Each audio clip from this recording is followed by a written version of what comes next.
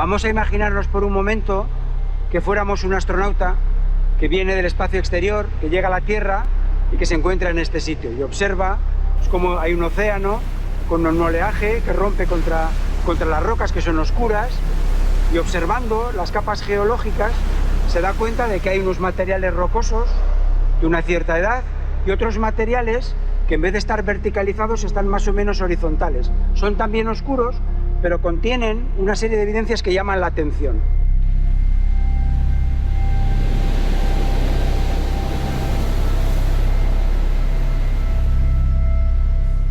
Estamos observando unos objetos que están imbricados dentro de la roca, que forman parte de la misma, pero que resaltan del conjunto del sedimento porque tienen, para empezar, un color diferente, con lo cual eso a simple vista ya nos llama la atención, y además cuando lo tocamos nos damos cuenta de que no es arena. A pesar de que esta arena sea arena de escoria de fundición de Altos Hornos, de la industria siderúrgica, vemos que este material plástico es otra cosa. El geólogo de la Universidad del País Vasco, Alejandro Zearreta, es el único científico español en el grupo de trabajo del Antropoceno. 34 expertos que buscan en la superficie de la Tierra las evidencias de que hemos entrado en un tiempo geológico nuevo.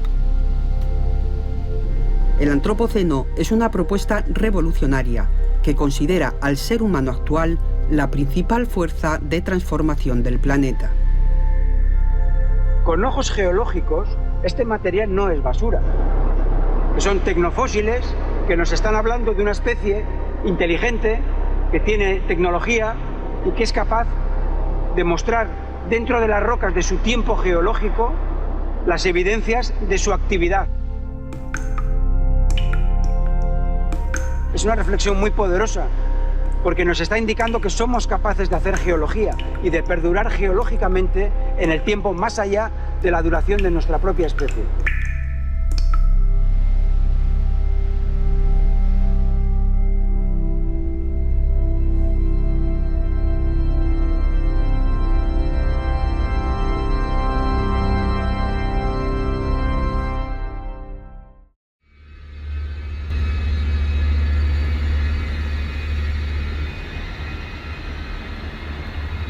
El mensaje principal que transmite el Antropoceno es que es un periodo, una época, un tiempo de vida en el que el planeta está afectado muy profundamente y muy globalmente por las actividades de una especie, de Homo sapiens. Homo sapiens cambia las cosas de una forma radical. Tiene un impacto neto sobre los procesos de la materia y de la energía sin precedentes. Seguramente otras formas de vida, microorganismos de muchos tipos, podrán sobrevivir a un planeta recalentado y con el nitrógeno, el agua y el carbono cambiados de sitio, pero nosotros no. Sabemos que llevamos rumbo de colisión, que esto no es sostenible. ¿Pero de colisión con qué? Con las condiciones del planeta que permiten nuestra propia subsistencia.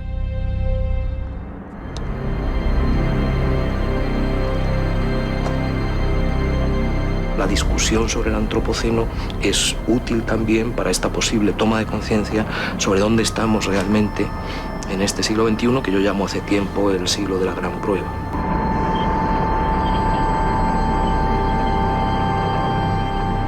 Si hubiera que sintetizarla en una frase, pues sería los efectos del choque de las sociedades industriales contra los límites biofísicos del planeta Tierra.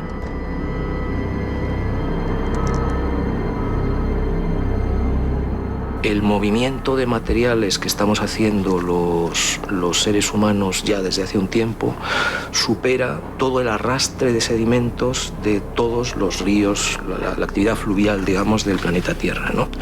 O, por ejemplo, a consecuencia del desarrollo de la agricultura industrial y el uso de fertilizantes de síntesis, estamos alterando incluso grandes ciclos biogeoquímicos de la Tierra, como son el ciclo del fósforo y el ciclo del nitrógeno. O se puede ver también constatando la devastación biológica producida sobre las poblaciones, los individuos y las especies de seres vivos que ponemos bajo ese rótulo, ¿no?, de la sexta gran extinción, la sexta mega extinción, ¿no? Eso es también un impacto, pues, de escala geológica, ¿no?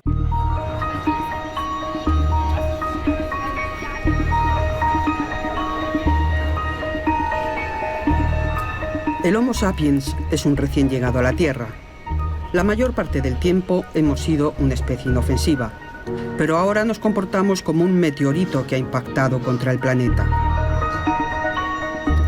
El choque está siendo tan brutal que la comunidad geológica debate si ha llegado el momento de decir adiós al Holoceno, la época en la que vivimos desde hace unos 12.000 años, y abrir una nueva etapa en las edades de la Tierra. La propuesta del grupo del Antropoceno es fijar su comienzo en la segunda mitad del siglo XX.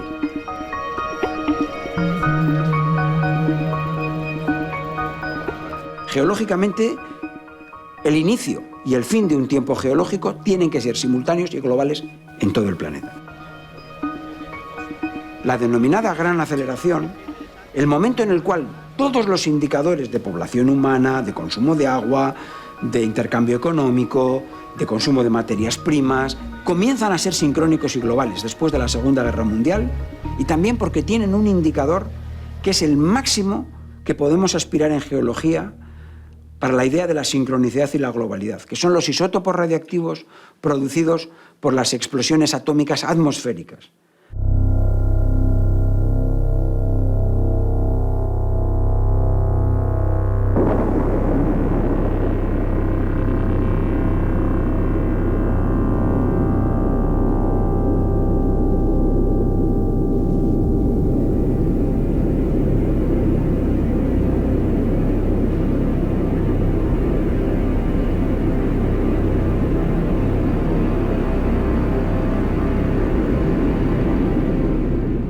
Inicia una cadena de explosiones atómicas por parte de las superpotencias, pero desde el punto de vista geológico es más importante lo que ocurre a partir de 1952 con las explosiones termonucleares en la atmósfera. Generaron nuevos isótopos radiactivos, el plutonio 239-240, el cesio 137, el estroncio 90 y otros isótopos de vida corta, que se inyectan en la atmósfera, en la parte alta de la atmósfera, que se difunden a nivel global en todo el planeta y que poco a poco han ido decantando hacia la superficie terrestre. De modo que todos los sedimentos que se han depositado en nuestro planeta desde el año 1952 contienen isótopos radioactivos de origen artificial, producto de las explosiones atómicas en la atmósfera. Nos encontremos en el fondo oceánico, en una playa, en un parque, en el continente europeo, en Antártida o en cualquier lugar del planeta. El paleontólogo Juan Carlos Gutiérrez Marco, acostumbrado a mirar los procesos del pasado con una perspectiva de millones de años, es parte de los miembros de la comunidad científica que considera la escala de tiempo humana con la que trabaja el Antropoceno carente de consistencia geológica. En los años 50 y 60 se producían explosiones en la atmósfera y había mucha contaminación radiactiva en la atmósfera. Hubo los tratados de desarme y entonces dejaron de producirse esas explosiones. De todos modos, la vida media del plutonio 239, que es el isótopo artificial que se pretende utilizar para definir el Antropoceno, cuando se registran los sedimentos, pues me parece que son 24.100 años. Y es detectable durante 100.000 años en los sedimentos. Eso a escala geológica no es nada. Es decir, que no va a perdurar esa señal. Entonces, a escala de una vida humana, pues pocas cosas han hecho, excepto que nosotros la humanidad nos estamos cargando nuestro propio ecosistema. No el planeta, porque el planeta es una cosa muy grande, pero sí el ecosistema en el que vivimos nosotros y las especies que conviven con nosotros. El calentamiento global es la consecuencia más evidente de las agresiones que infligimos al sistema. Si la temperatura sube por encima de 1,5 grados sobre los valores preindustriales, habremos sobrepasado una línea roja. Vivimos como si tuviéramos casi 2 planetas a nuestra disposición, y esta voracidad está alterando ciclos esenciales para la vida, como el ciclo del carbono.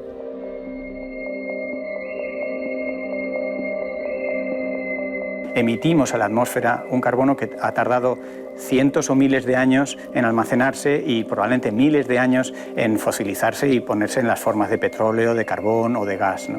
Y nosotros en apenas unas décadas o a veces en unos años o en unas horas movilizamos unas cantidades de carbono, lo ponemos en la atmósfera, de donde saldrá mediante los organismos fotosintéticos a unas velocidades mucho más lentas de lo que nosotros lo incorporamos. Con lo cual hemos desequilibrado una parte del ciclo, hemos acelerado una parte del ciclo y esto está teniendo estas consecuencias de calentamiento.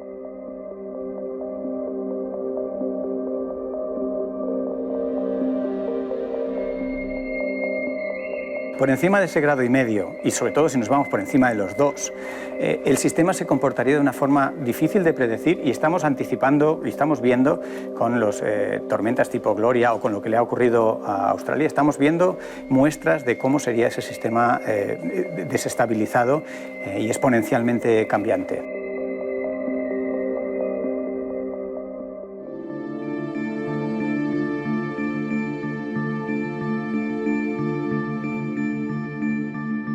Si las cosas van mal en el calentamiento global, si llegamos a 3 grados, 4 grados, 5 grados, que es el camino en el que estamos, ¿no? La senda que seguimos ahora, con respecto a las temperaturas preindustriales, posiblemente no haya seres humanos. O puede haber a lo mejor una humanidad residual viviendo en condiciones infernales alrededor del Ártico o en la Antártida, ¿no?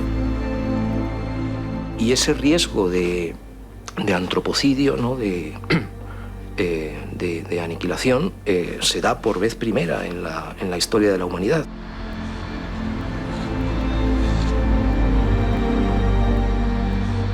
Niveles de CO2 más altos que los actuales ha habido muchas veces, temperaturas más altas también, y la Tierra sigue ahí. Pero nosotros, como especie, somos muchísimo más sofisticados, necesitamos muchos recursos, y si todo esto pasa, los perjudicados vamos a ser nosotros. El planeta, si no le gustamos, nos va a echar. Nos va a echar porque nosotros necesitamos al planeta y el planeta no nos necesita. La Tierra ya ha superado 5 grandes extinciones, aunque por el camino han desaparecido la mayor parte de las especies. Esos organismos de otros tiempos se quedan atrapados en los sedimentos y las rocas, se fosilizan y se convierten en marcadores que señalan el final de un tiempo geológico y el comienzo de otro. Hay periodos o límites geológicos que están marcados por grandes extinciones a nivel mundial. Puede desaparecer en algunos casos, hay una extinción que desaparecieron más del 95% de las especies que había en nuestro planeta. Entonces, eso es evidente que marca un límite, porque las rocas que tenemos por debajo tienen esos fósiles y las que tenemos por arriba no los tienen. Hace 65 millones de años, un meteorito de al menos 10 kilómetros de diámetro chocó con la Tierra. Fue el final de los dinosaurios y del 70% de las especies. Aquel apocalipsis nos sigue contando una verdad que no queremos escuchar. En toda gran extinción hay ganadores y perdedores. Y en la sexta extinción también los habrá. Estamos muy por encima del orden de al menos 10 veces, algunos dicen que incluso 100 veces más, de la tasa de extinción natural de las especies. Lo paradójico es que estamos llevando al planeta a unas condiciones en que una de las especies que se podrían extinguir en este pool sería la nuestra, nosotros mismos. Podríamos estar siendo cómplices de nuestro propio final. En el Antropoceno estamos poniendo al planeta contra las cuerdas a una velocidad exponencial. Es como si le quitáramos un orden de magnitud. Prácticamente lo que solía ocurrir en milenios ocurre en siglos, lo que ocurre en siglos ocurre en décadas y lo que ocurría en décadas ocurre en años. Y muchas de las grandes incidencias que tenemos sobre el planeta y su funcionamiento son precisamente sin querer, como un aprendiz de brujo que no es consciente de su poder.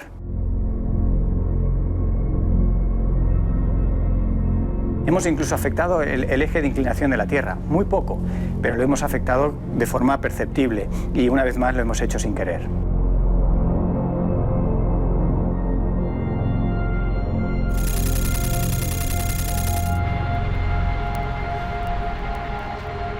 término antropoceno yo creo que es un término que también tiene un punto culpabilista. Es como una especie de vacuna colectiva que implica que este daño es irreversible, que una vez que entras en el antropoceno ya no tiene vuelta atrás. Llevamos 70 años de antropoceno.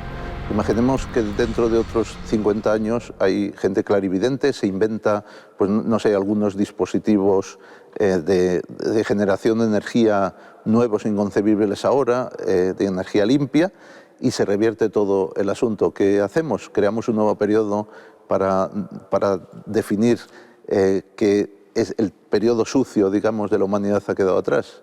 Me parece que no es serio.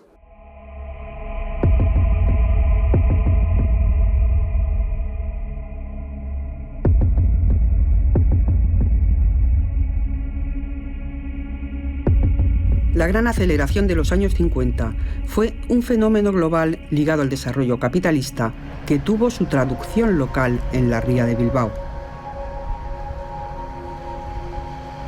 El mineral de hierro estaba cerca, era fácil de extraer, se podía procesar sin salir de casa y además ofrecía una salida natural al mar.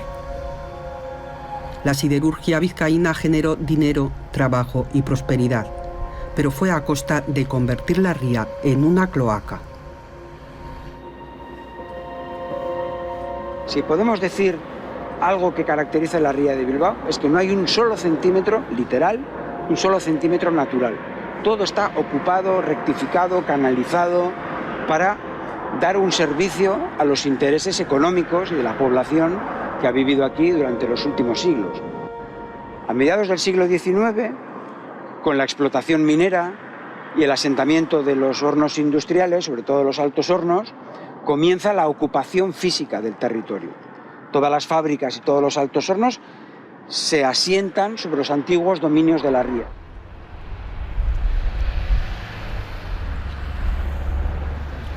Alejandro Zearreta y su equipo sondean la ría para conocer su evolución ambiental. A 35 metros de profundidad están los sedimentos del estuario virgen. Tienen unos 9.000 años. Unos cuantos metros más arriba encuentran la huella del siglo XIX. Y el sondeo que están haciendo tiene la edad del Antropoceno.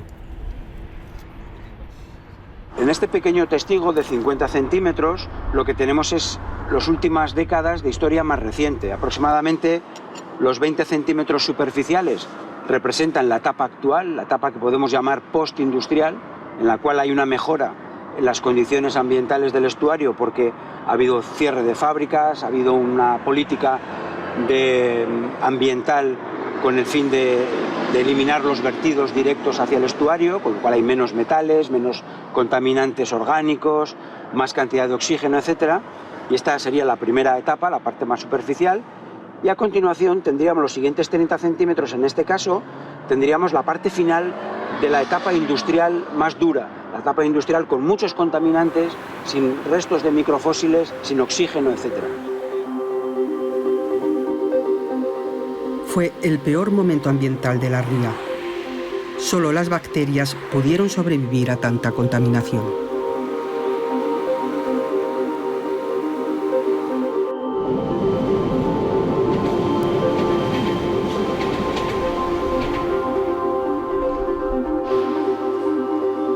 De los altos hornos de Vizcaya solo ha sobrevivido este gigantesco fósil de 80 metros de altura. El alto horno número 1 se apagó en 1993 y ningún otro se ha vuelto a encender. Es el símbolo del pasado industrial de la ría. La margen izquierda recibió los impactos ambientales y la margen derecha los beneficios económicos.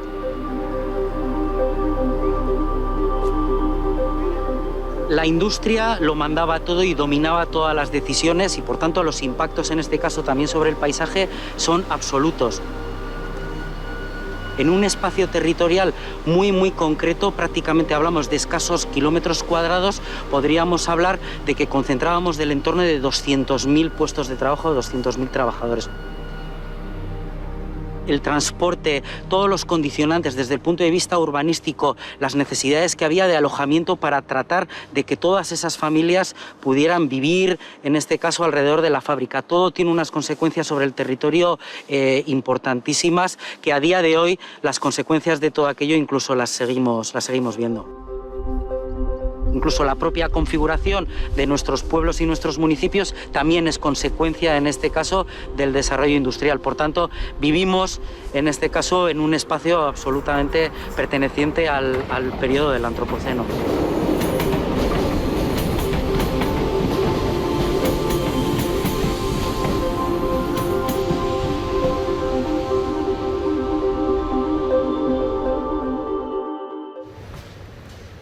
El testigo que el equipo del profesor Zearreta ha recogido en la ría de Bilbao se analiza en el Laboratorio de Isótopos de la Universidad de Cantabria. Miden los elementos radioactivos de la muestra, la huella de las explosiones atómicas de los años 50 en los sedimentos del estuario. Todos los elementos radiactivos que se liberaron en aquellas pruebas han ido posándose sobre la superficie, sobre la corteza terrestre, y nosotros es lo que medimos. En estos que tenemos aquí, el cesio-137, que es uno de los elementos que más se produce cuando hay una explosión nuclear, o cuando hay un accidente como el de Chernóbil, también el cesio-137 también es de los que más aparece, o cuando un accidente como el de Fukushima también se libera a la atmósfera muchísimo cesio-137 y otros.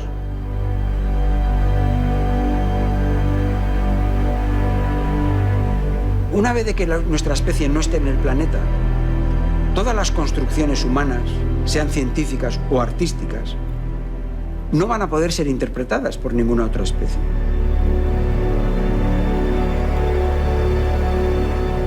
Una vez de que nosotros no estemos, la idea del Antropoceno, pero lo mismo la idea del Jurásico o del Carbonífero o un cuadro de Botticelli, no servirán a ninguna especie, porque serán incapaces de entenderlo.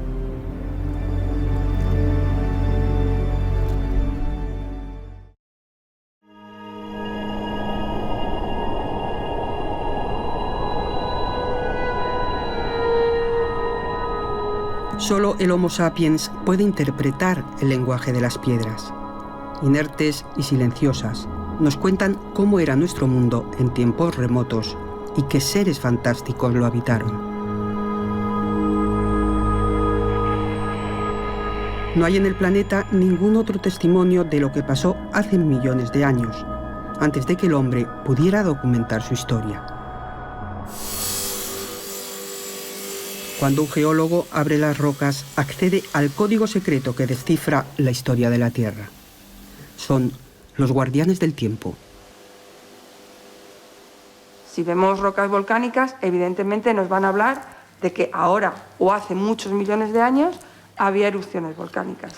Determinados tipos de rocas sedimentarias, que son suelos fósiles, pues nos van a decir cómo era la superficie de la Tierra en ese momento. O también nos van a decir la vegetación que había. Las rocas marinas, pues nos van a decir los animales y las plantas que habitaban esos mares. De la misma manera que ahora podemos ver rocas que se están formando y que nos van a dar información sobre nuestro planeta en la actualidad.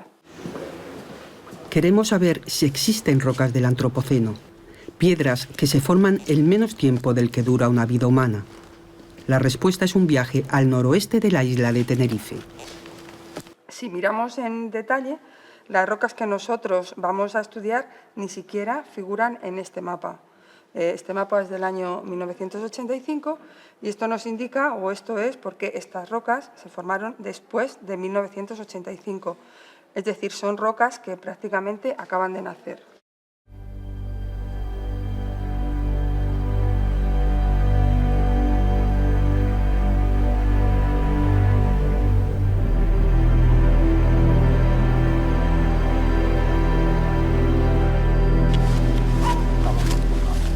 Ana María Alonso lidera un trabajo de investigación en el que 4 actores, rocas volcánicas, agua, vegetación y actividad humana, están formando rocas en menos de 30 años.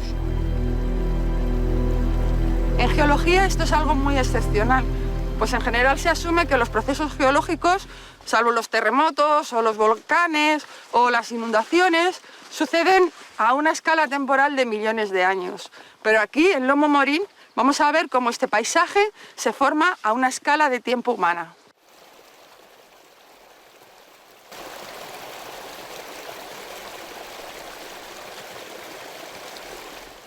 Estamos en tierra de volcanes y debajo de esta exuberante vegetación pues están las rocas volcánicas que se han formado a lo largo de millones de años por la llegada del magma desde el interior de la Tierra. También tenemos el agua que continuamente se va infiltrando desde la lluvia, que va introduciéndose hacia el interior de la Tierra, y en ese contacto agua-roca el agua se va cargando de determinados elementos químicos, entre los cuales se encuentra el calcio, hasta que en un momento determinado y gracias a la mano del hombre se alumbra, ese agua sale al exterior.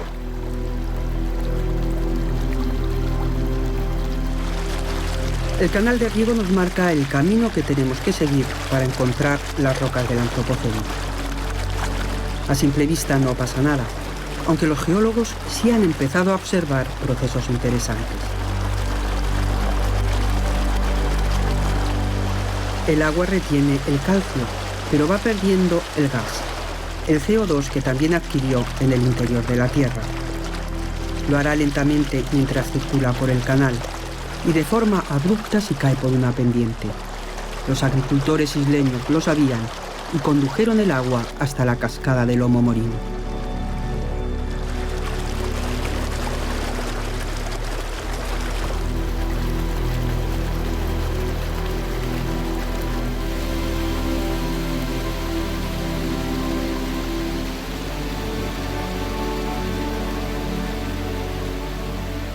Estas aguas que las utilizaba para el riego necesitaban aguas que no tuvieran una gran concentración de minerales, y la forma de conseguir este agua más depurada pues fue dejando que el agua corriera por la superficie del terreno, haciendo precipitar ese carbonato cálcico, y el resultado fue un agua mucho más limpia, mucho más pura, con el cual pudo regar pues estas extensiones de plataneras que están al pie de esta cascada de alguna manera artificial.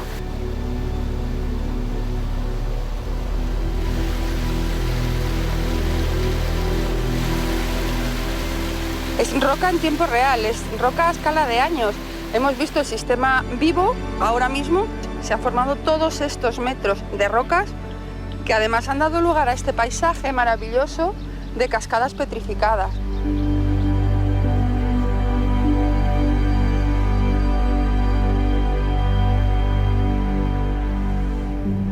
Creo que es fácil ver que aquí están las plantas como protagonista de esta historia. Lo que vemos es que sobre los tallos de estas plantas que colgaban de estas preciosas cascadas se va acumulando poco a poco la calcita, formando distintas capas concéntricas. Una vez que se ha formado la calcita, las plantas dejan de respirar y se mueren. Entonces se pudren y por tanto nos quedan sus huecos. Y esto es lo que vemos aquí, los huecos de las plantas. Formaciones similares son muy frecuentes en muchos lugares del mundo y también en la península ibérica sobre todo, pero allí la acumulación de carbonato o de calcitas suele ser unos pocos milímetros al año. Aquí estamos hablando de la formación de metros al año. Esa diferente velocidad se debe a que estas cascadas son el resultado de la actividad humana, rocas pertenecientes al tiempo del Antropoceno.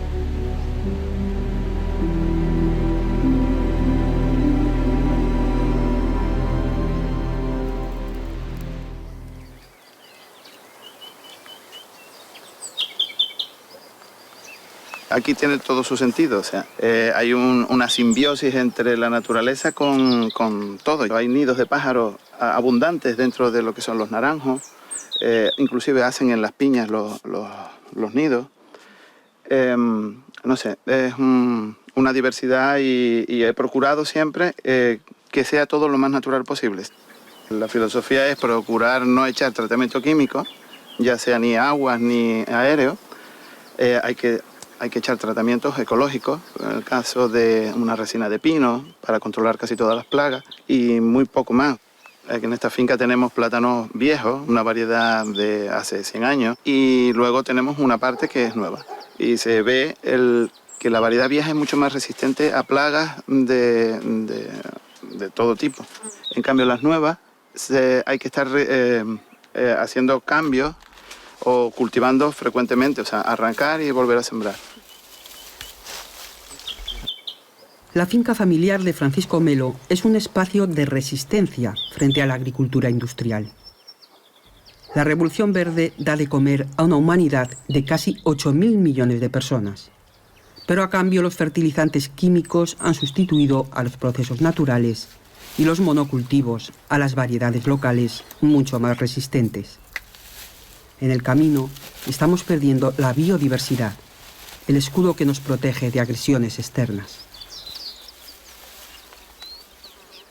Hay muchos estudios que muestran cómo los ecosistemas más capaces de tolerar una perturbación son aquellos ricos en especies. Los ecosistemas que son más productivos, que funcionan mejor, normalmente tienen complementariedad entre grupos de especies que se reparten las funciones y que se complementan y hacen que el colectivo funcione mejor. Así que la biodiversidad no es un lujo, la biodiversidad es el corazón mismo del funcionamiento de los ecosistemas. Lo ideal y que intentamos es mantener una agricultura de zona para evitar el traslado muy kilométrico, o sea, evitar el transporte lejano. El kilómetro cero, que se le llama, producir en la zona para la zona.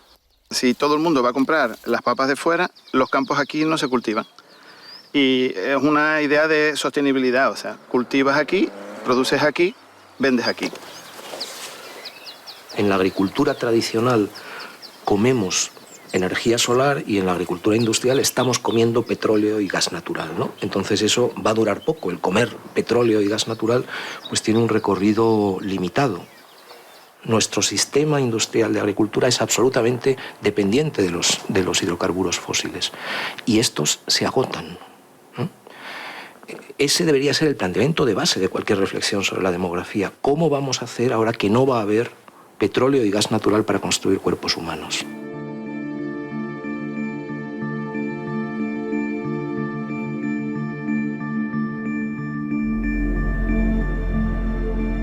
La mitad de la humanidad vive ya en grandes ciudades, megaurbes que funcionan como organismos vivos con un metabolismo propio.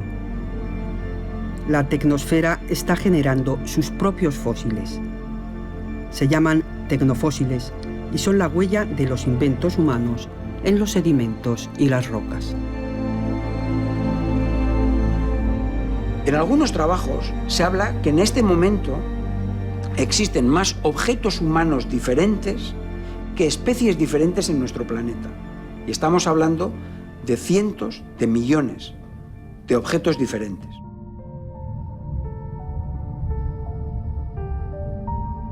Inventamos un nuevo modelo de teléfono móvil que se vende simultáneamente en todas las tiendas de esa marca y en todas las ciudades del mundo.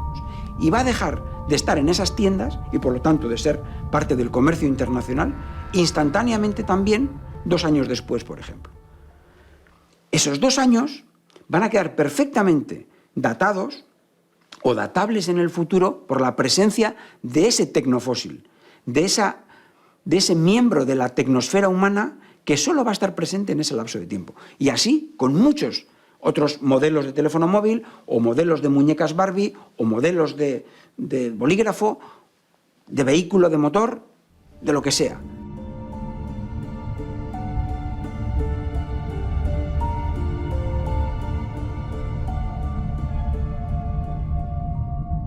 Los defensores del antropoceno, con relación a lo que puede perdurar en el registro geológico, están llamando tecnofósiles a cosas que todavía no son fósiles, pero es que nunca lo serán. Por ejemplo, una botella de plástico, susceptible de ser llamada tecnofósiles. Esta botella va a durar 150 años, nada, a efectos del tiempo geológico. Un teléfono móvil modelo antiguo jamás va a fosilizar, igual que los plásticos más duraderos, como un envase de yogures o, por ejemplo, las pajitas o los plásticos destinados a contener líquidos calientes. Estos, su máxima vida son 1000 años, que a escala geológica no es absolutamente nada. Por el contrario, aquí tenemos un hacha de piedra prehistórica del Paleolítico, y esto, a pesar de haber sido hecho por un ser humano, no es un tecnofósil. Y esto va a perdurar toda la vida, porque esto es un instrumento lítico.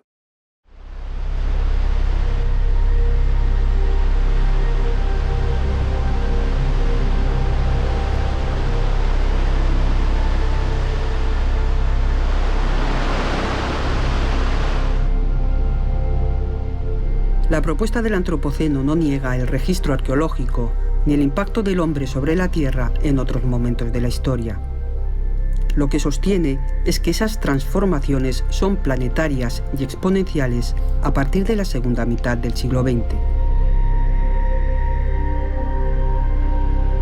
En la playa de Tunelboca, muy cerca de Bilbao, hay rocas que están formadas por materiales humanos.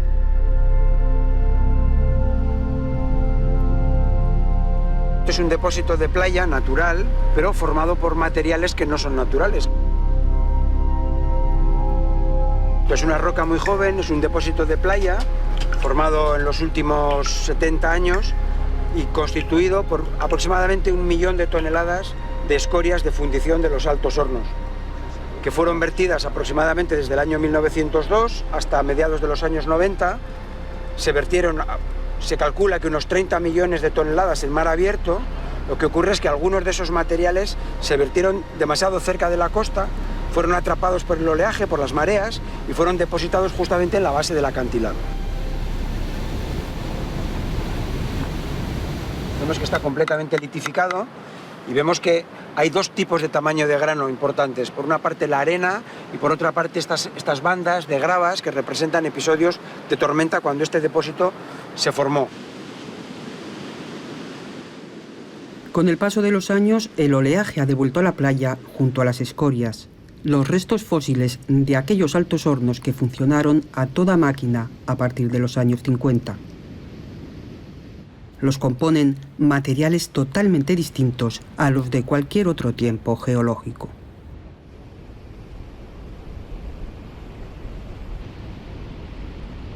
En este caso, por ejemplo, que tenemos una buena muestra de ello, tenemos un depósito antropoceno donde podemos encontrar diferentes elementos que responden a esta idea de tecnofósil. Por ejemplo, tenemos ladrillos refractarios de color naranja que destacan muy bien en este conjunto de escorias de la siderurgia, y estas piezas cilíndricas de color amarillo también formadas por material refractario, pero que son piezas distintas dentro del proceso de fabricación industrial, de extracción industrial del hierro.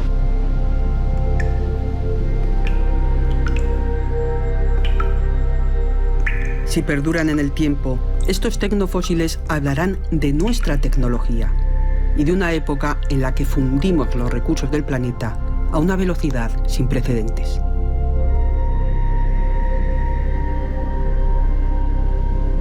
Nos haría falta, en algunos sentidos, una contracción de emergencia para poder intentar salir medio con bien de esta tesitura histórica tan difícil. Vamos a vivir con menos energía, lo queramos o no. Eso quiere decir que viviremos también más despacio, lo queramos o no. Viviremos de manera más sencilla, lo queramos o no. Lo importante sería poder discernir cuáles son nuestros fines, qué es realmente lo que queremos como sociedad, a qué llamamos vida buena y cuáles son los componentes de la vida buena.